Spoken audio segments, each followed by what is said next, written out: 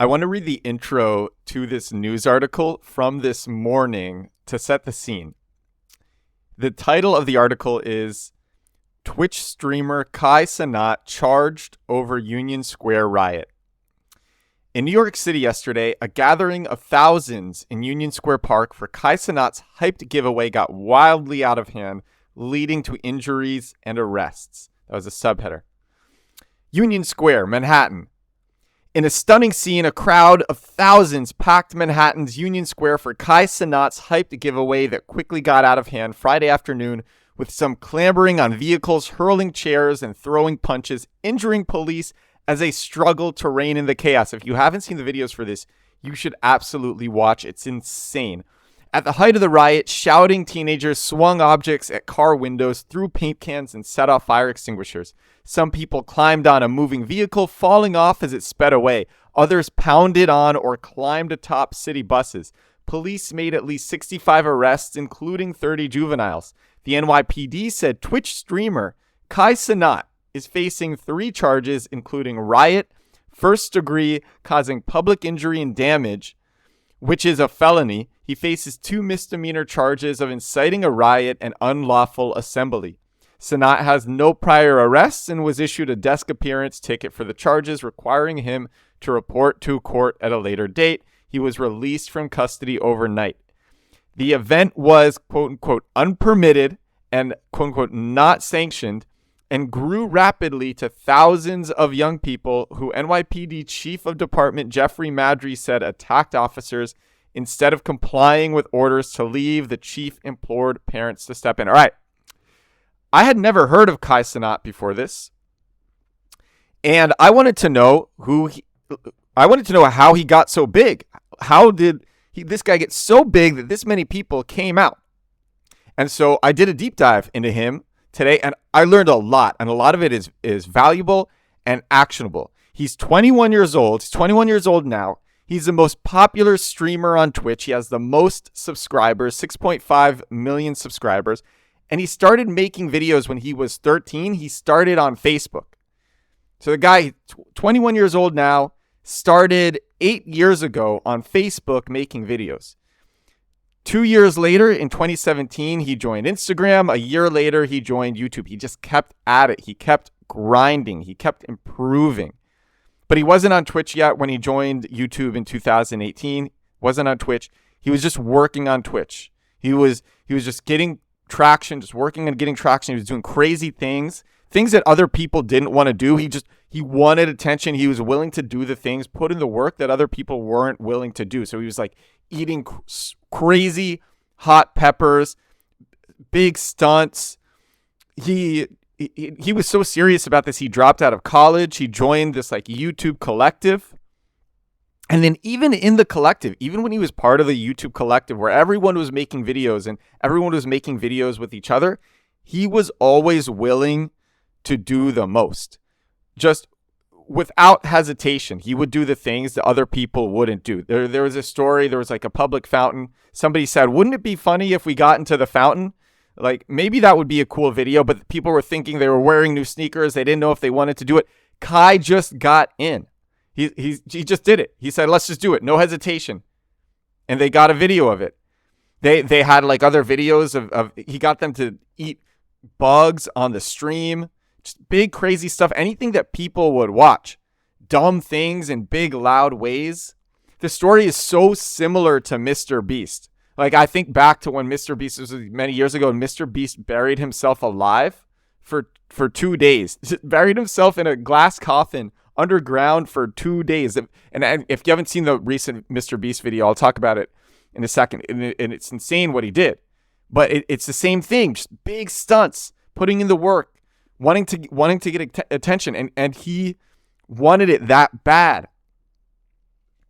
And then, so after 3 years on YouTube, he joined Twitch. So that was February 2021. He started on YouTube in January 2018.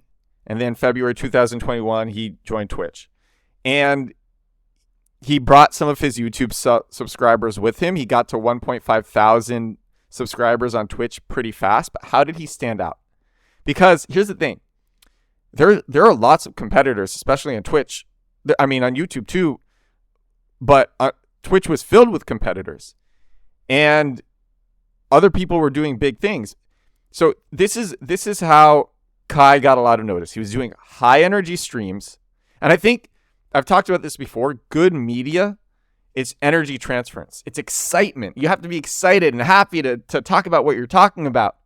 And to get other people excited, because if you're excited, other people will get excited. Energy transference. And that's what he's doing. He's excited and he transfers that to the energy. I watched some videos of him like dancing and smiling, and he authentically looked like he was really enjoying it. Parts of his career, a lot of hard work. Talk about that in a second. But other parts, just pure presence, just enjoying himself so much. When I've made my most viral videos, it was, I have to make this. I have to put this and see it to fruition. I have to do this. And the audience could tell. With this with this daily podcast, I just feel compelled to make it. And I want to make it great. And people seem to like it. He would immediately, so Kai was just immediately making what he wanted to see, even if it was elaborate, putting in the work, making just what he wanted to see. In October 2022, this is a bit over a year and a half after he joined Twitch, just putting the work every day, he became the most subscribed streamer on Twitch, and this wasn't even good enough for him. He wanted milestones. He wanted to get bigger.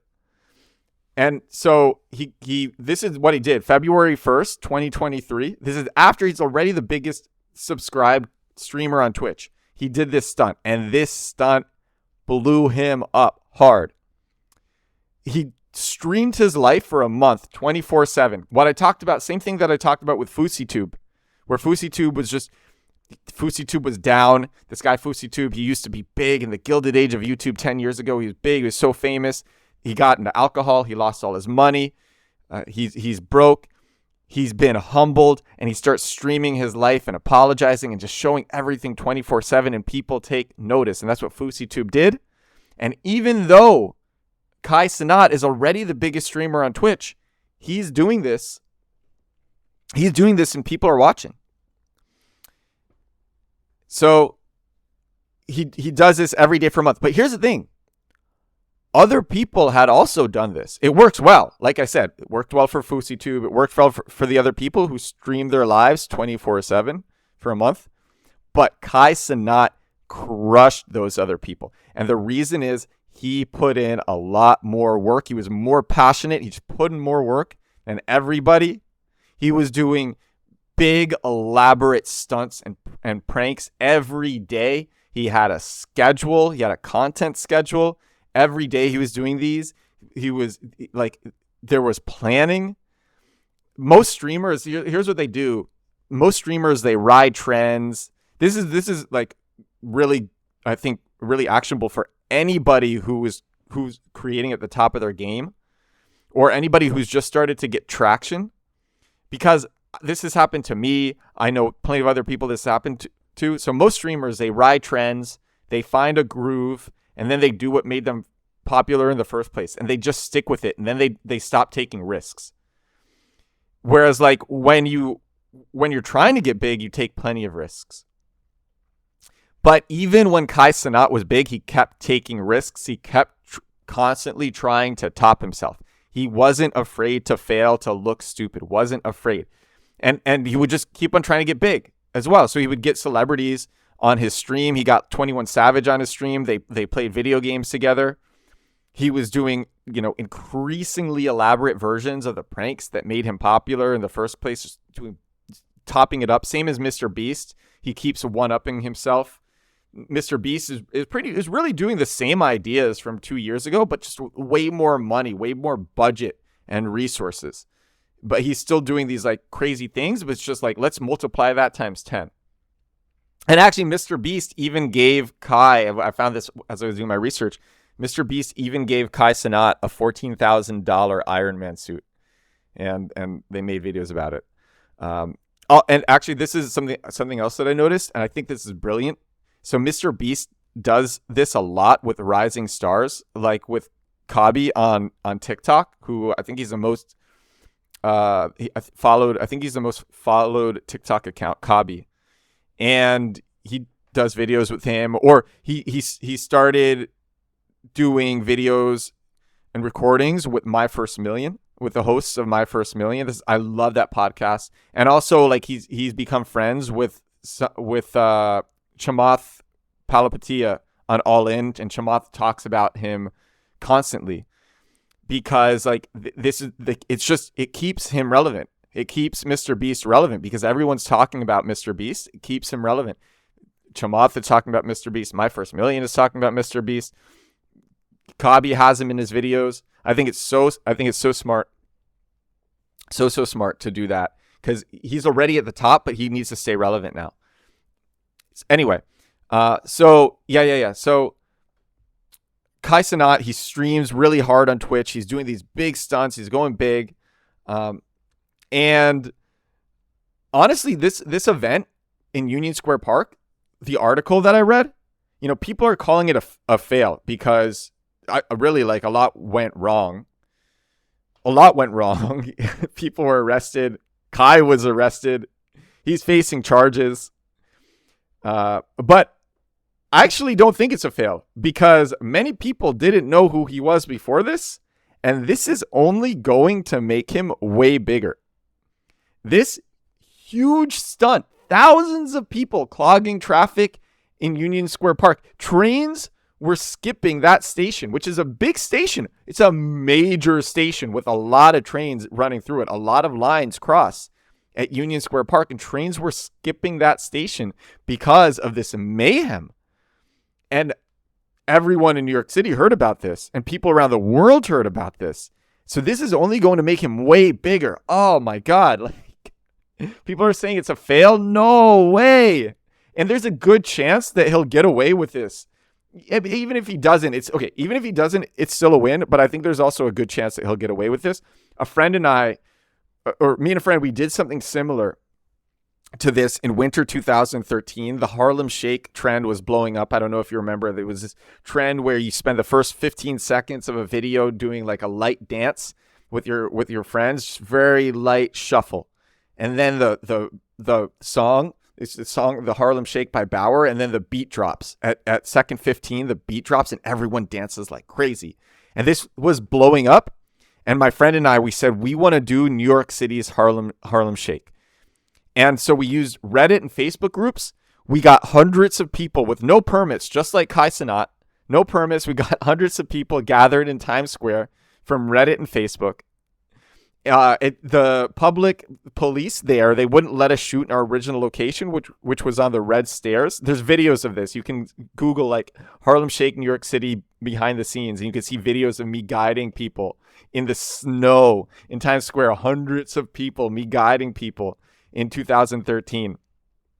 And we couldn't shoot in the original location. I had to move people. We got in our shots right before the New York City Police Department, the NYPD, busted us up. Again, that's also on YouTube. And then everyone wanted to take photos with me after, but the NYPD wanted to arrest me. And I think the NYPD didn't arrest me because they didn't want to make a big deal of it. And I think actually it looked like I was famous because everyone was trying to take photos with me. So yeah, I didn't get charged. I didn't get arrested. Also, I mean, we only had hundreds of people compared to Kai's thousands. The video got 4 million views though. But I still think like the fact that Kai has to show up on a later court date, he got off like relatively quick from what I've heard. And he's a 21-year-old kid. I don't think he really knew any better. So yeah, I think he'll probably get away with it with a slap on the wrist. Even if he doesn't, arguably worth it. Arguably worth it. This has made crazy headlines. So many more people are this like, I'll talk about this in a little bit, but like success doesn't come linearly. You see that from so many different founders. It doesn't come founders and streamers and entertainers. It doesn't come literally. It's a small, gradual process up with plateaus and then big spikes up. And this just attracted so much attention to Kai Cenat. So much attention. And let me tell you how crazy Kai's audience is. Or like, just when you get an audience, it's so crazy what you can do. Kai is literally getting $23,000 a month just for streams of him sleeping. That's like not his. It's not all of his money. It's literally just he streams himself sleeping, and only off those sleeping streams he's getting $23,000 a month. Only, just people watching him sleeping. There's like, as you get big, all these new monetization opportunities open up to you. More examples could be like gaming streams. He shows himself gaming. Mr. Beast does that too. Walking streams, you can show yourself walking around. Sports streams, show yourself just, or stream yourself playing sports. Plenty of people, they make their entire livings on one of these niches alone. Just people who walk around cities or bike around cities and stream everything. They make their entire livings off that alone. And then the bigger people, they combine all of them. The bigger people, like, you know, there's plenty of gaming streamers, but gaming streamers do other streams as well now. So people just combine them. And I mean, yeah, Kai's stats are crazy. 6.5 million subscribers on Twitch. He has the most subscribers on the platform. He has 300,000 paying subscribers on Twitch, which is more than most US newspapers. I thought that was so insane. But also, like, I think just the fact, I'm going to talk about this as well because I'm really hyped about this. I tried this today, but just live streaming different aspects of your life. It's so funny how, like, The Truman Show, when the movie The Truman Show came out, it was like this dystopian movie, and Jim Carrey, you know, he was a star of this, and he lives this life in a bubble where people on TV, where people watch his whole life unfold on TV, and it's like a dystopia. Now people want to do that so bad, and people try every different way to get attention. And Kai Cenat puts so much effort into these things, so people will pay attention to what he's doing, and it pays off. But that's how much people want this. It's kind of funny how much that movie painted it as a dystopia when so many people want that now. Like, so many people are trying to make it as creators, and they want that, and there's so much value in doing it and doing it well. So so Kai Cenat, he keeps at it. He's very consistent. That's one of the reasons. So he actually, these are my takeaways. These are my takeaways from why Kai Cenat has been doing so well. I wrote down a bunch of takeaways. The first one is that Kai Cenat, he kept at it. And I actually want to read a quote from Paul Graham's recent essay, his most recent essay. It's called How to Do Great Work. Paul Graham, if you don't know, he's a founder of Y Combinator, which is the top startup accelerator in the world. He's a multi-billionaire. He's also a tech founder himself. He understands great founders and great projects, and he sees a lot of similarities between them, and he writes a lot of essays about what he sees. His essays are famous in tech. I love his essays. A lot of people love his essays. So this is what he says. This is a quote from his most recent essay. He says, "The reason we're surprised," and this is about consistency, "the reason we're surprised is that we underestimate the cumulative effect of work." So we're surprised at how much consistency matters. We underestimate the cumulative effect of work. Writing a page a day doesn't sound like much, but if you do it every day, you'll write a book a year. That's the key, consistency. People who do great things don't get a lot done every day. They get something done rather than nothing. If you do work that compounds, you'll get exponential growth. Most people who do this do it unconsciously, but it's worth stopping to think about. Learning, for example, is an instance of this phenomenon.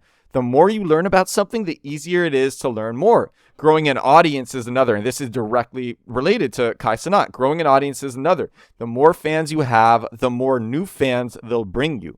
The trouble with exponential growth is that the curve feels flat in the beginning. It isn't.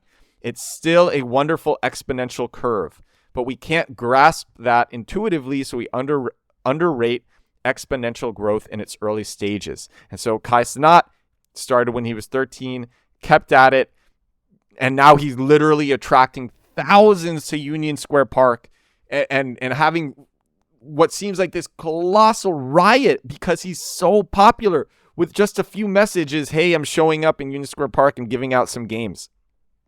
Insane. So another lesson is he puts enormous work into his streams and his videos with his team.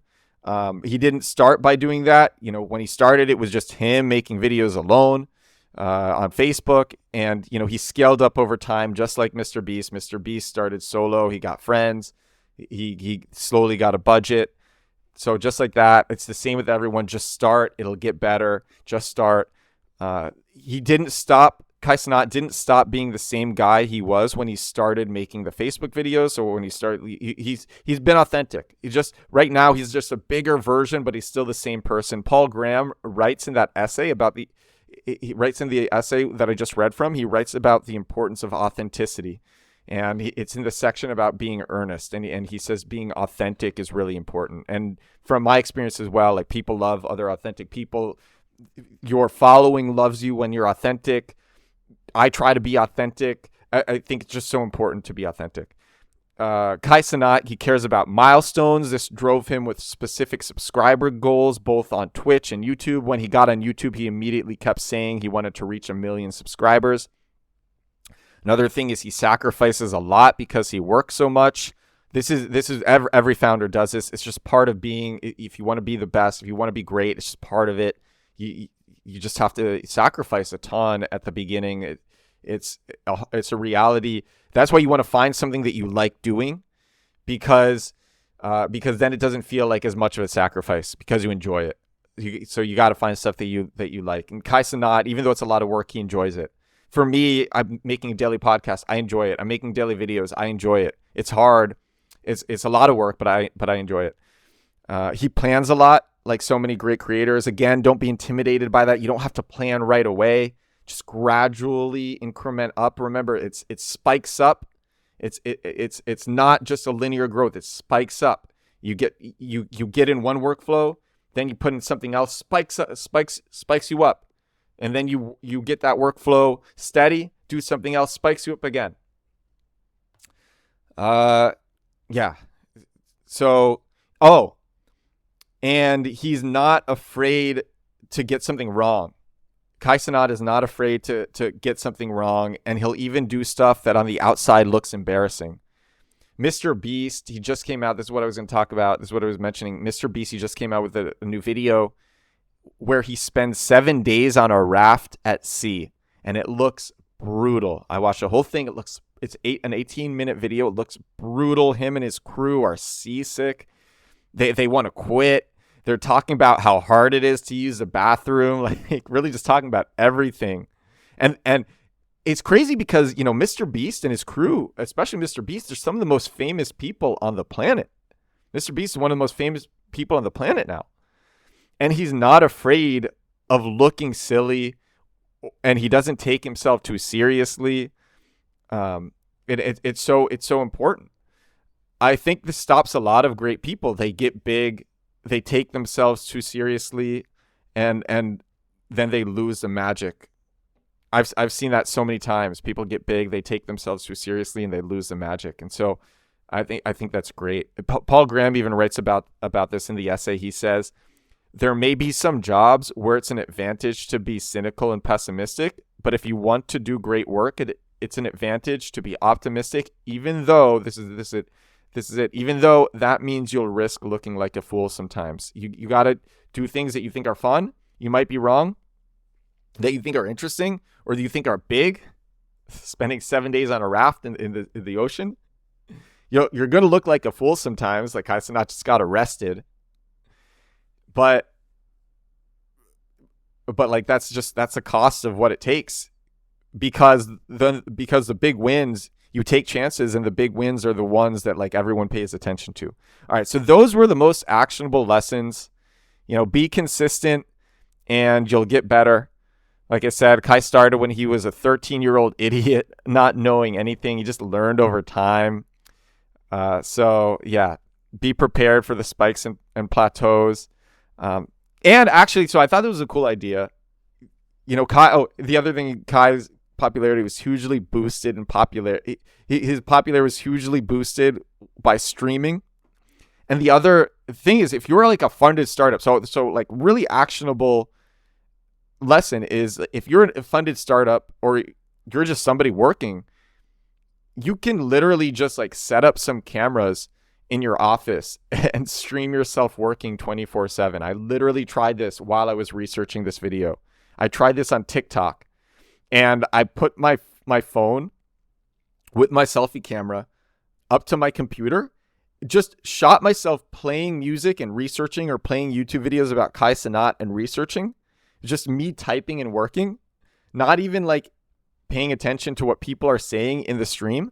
I had 250 people come in. There were 8 concurrent people at one time. 2 people watched for 30 minutes. I paid attention to all the metrics, and I was literally just doing my work, and like it brought me top of mind awareness. And Gary V's media buyer, who I bring up regularly on this podcast, and who I talk to, great guy, super smart. He says this is helping people that he knows blow up, and social media algorithms are prioritizing live streams. And even like showing yourself working, it's actually a thing. It's called doubling. It helps people work, but it can also help you grow like slow. And it's just so easy to do. Just set up some cameras. You can answer questions. You can occasionally build a useful audience while doing no work while building the audiences. Just you filming yourself working, you're streaming yourself working. It's so easy. And I think it can actually be like especially helpful for niches like B2C SaaS, business to consumer software as a service. And you can monetize it. Yeah, fine. I get like Kai's making $23,000 a month. It's because he's like the biggest streamer, but you don't have to be the biggest streamer. You can still make a few thousand a month. And it's just, again, like zero costs or very little cost. Get a few cheap phones, install TikTok and YouTube, and just set up some streams, and Twitch, and just set up some streams of you working. Crazy. It's crazy that this exists and we can do this and people will pay attention. Just stream yourself working or sleeping. And if you have an office, like just set up the cameras around your office and then forget about it and just leave them on all the time. All right, that's it. That's all for episode 31. Thank you so much for listening. If you want more marketing case studies and hacks and experiments like this every week, I send them out in my weekly newsletter over at edwardsturm.com/newsletter. That's my name, edwardsturm.com/newsletter. Think of this like a condensed version of this podcast. I want readers to have to bypass the trial by fire and just skip to the part where they're winning. I want you to win. My newsletter has readers from Ralph Lauren, Forbes, Omnicom, Discover Card, and countless funded startups. It's over at edwardsturm.com/newsletter. Thank you so much. What an episode. 31. I'm going to talk to you tomorrow. Bye now.